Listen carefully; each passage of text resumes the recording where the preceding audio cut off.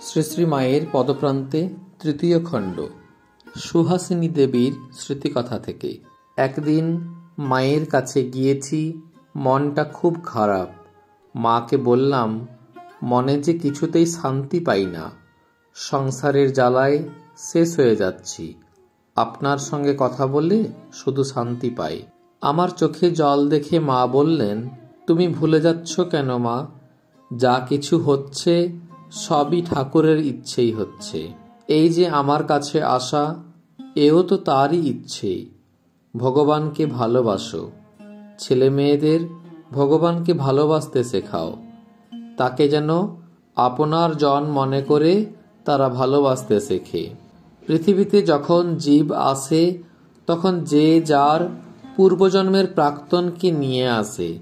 তাই অনেককে দেখা যায় ছেলেবেলা থেকে ভগবানকে ভালোবাসে। কেউ হয়তো বড় হয়ে বিপথে যায়। সবই নিজের নিজের প্রাক্তন কর্মের ফল। তবে তার কৃপা হলে তার নিজের লেখা তিনি কেটে দেন। নিজের লেখা নিজে কাটেন, এজন্যই তো তাকে বলে কপাল মোচন। সবই যখন তারই হাতে, তখন তারই কাছে আত্মসমর্পণ করবে।